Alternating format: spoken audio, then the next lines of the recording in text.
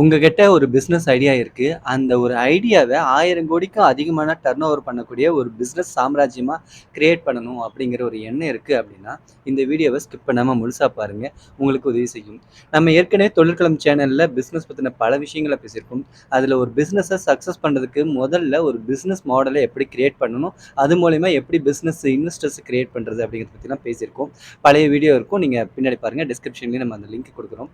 இந்த வீடியோல என்ன பண்ண போறோம்னா, ஒரு பிஸ்னஸ் மாடல் ஐடியா அதாவது ஃப்ரீமியம் அப்படிங்கிற கான்செப்டில் பிஸ்னஸ் மாடல் ஒன்று கிரியேட் பண்ணி அது மூலயமா இன்னைக்கு 114 பில்லியன் ஒர்த் உண்டான ஸ்பாட்டிஃபை நிறுவனம் எப்படி வளர்ந்துச்சு அப்படிங்கிறது தான் நம்ம இதில் பார்க்க போகிறோம்.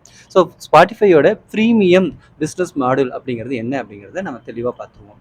ஃப்ரீமியம் அதாவது ப்ரீமியமுக்கும் ஃப்ரீமியமுக்கும் என்ன வித்தியாசம் அப்படின்னா, ஃப்ரீயாக ஒரு ப்ராடக்டை நம்மளுக்கு யூஸ் பண்ணதை கொடுத்துட்டு அந்த பயனர்களை அப்படியே ஒரு ப்ரீமியம் மெம்பர்ஷிப்புக்கு கன்வெர்ட் பண்ணக்கூடிய ஒரு பிஸ்னஸ் மாடல்.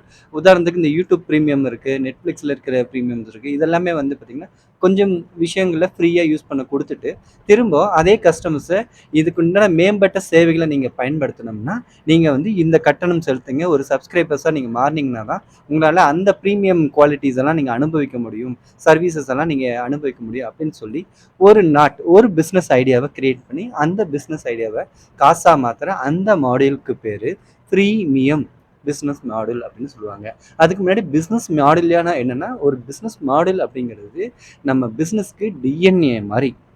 அதாவது உங்கள் பிஸ்னஸை எப்படி கிரியேட் பண்ணுறது, உங்களுக்கு சரியான ஐடென்டிஃபை பண்ணக்கூடிய கஸ்டமர்ஸ் யார் அப்படிங்கிறத ஐடென்டிஃபை பண்ணுறது, அந்த கஸ்டமருக்கு உங்கள் ப்ராடக்ட் அண்ட் சர்வீஸை எப்படி கொண்டு போய் சேர்க்கறது, அதுக்குண்டான பிளாட்ஃபார்ம் என்ன மாதிரியான வருமானம் வரும், என்ன மாதிரியான செலவினங்கள் வரும், இப்படி ஏ டு Z எல்லாத்தையுமே கால்குலேஷன் பண்ணி ஒரு சார்ட் ரெடி பண்ணி அதுக்குன்னு ஒரு கான்செப்டை வெளியில் கொடுக்கறதுக்கு பேர் தான் பிஸ்னஸ் மாடல்னு சொல்லுவாங்க. ஸோ இந்த ஸ்பாட்டிஃபையோட பிஸ்னஸ் மாடலே ஃப்ரீமியம் அப்படிங்கிற அந்த கான்செப்ட் தான்.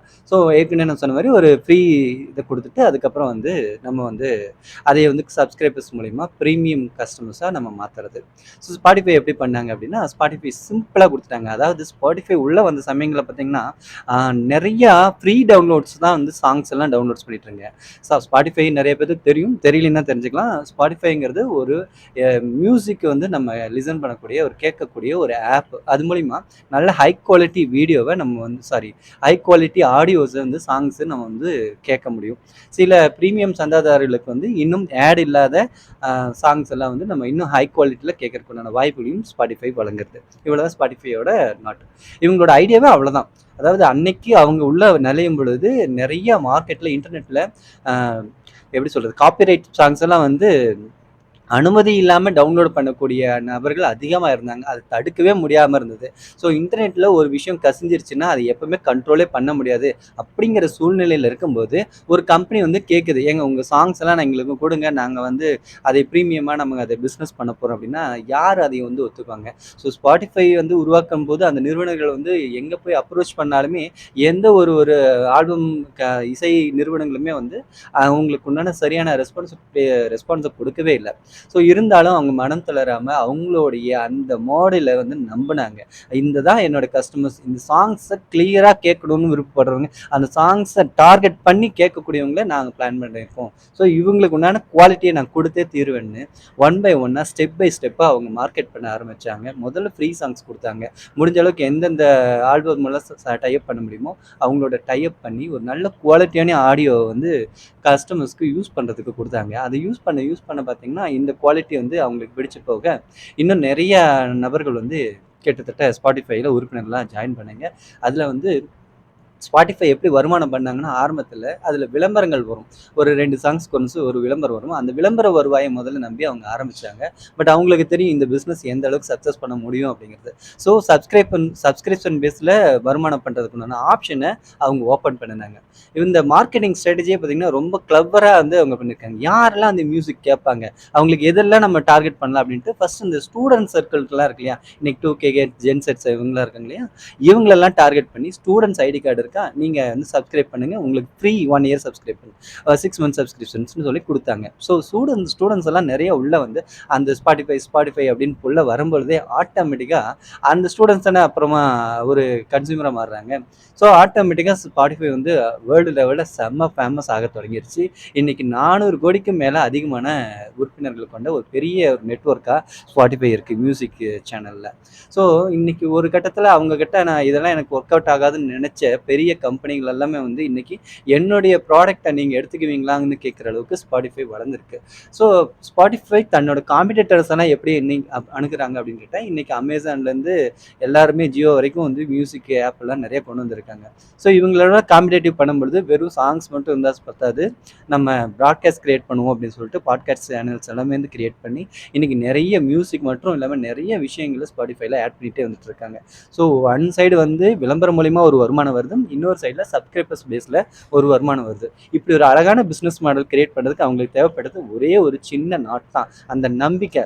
இப்படி வந்து நம்ம ஒரு ஆஃபர் பண்ணும் பொழுது அதை கன்சூமர்ஸ் கண்டிப்பாக ஏற்றுக்குவாங்க, அவங்களுக்கு ஒரு ப்ரீமியம் குவாலிட்டியில் ஒரு விஷயத்தை கொடுக்க முடியும்னு அவங்க நம்பினாங்க.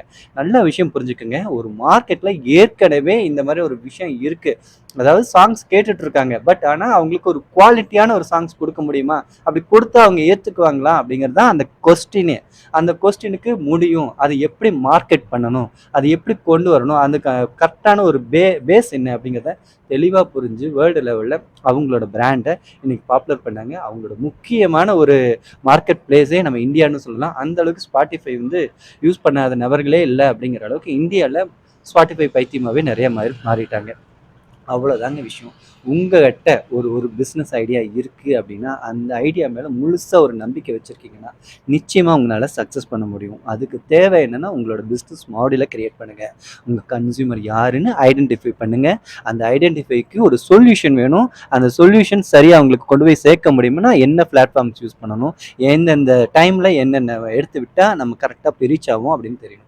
இதெல்லாம் சரியாக இருக்குன்னா மார்க்கெட்டில் உங்களை அடிச்சுக்கிறதுக்கு ஆளையில் உங்களாலேயும் ஜெயிக்க முடியும். இது போல் பிஸ்னஸ் சம்மந்தமான நிறைய விஷயங்களை நம்ம சேனலில் பேசிகிட்டே இருக்கோம். உங்களுடைய ஆதரவு எங்களுக்கு அதிகமாக தேவைப்படுது. உங்களுடைய கருத்துக்கள் எதுவாக இருந்தாலும் கமெண்டில் தெரிவிங்க, அப்போ தான் புதிய விஷயங்களை நம்ம பேசுகிறதுக்கு ஒரு விஷயம் எங்களுக்கும் கிடைக்கும். ஸோ ஃபாலோ பண்ணுங்கள். உங்களுடைய கருத்துக்களை ஆலோசனையும் நாங்கள் வரவேற்கிறோம். நன்றி. அடுத்த ஒரு காணொலியில் இன்னும் நல்ல ஒரு கான்செப்டை பற்றி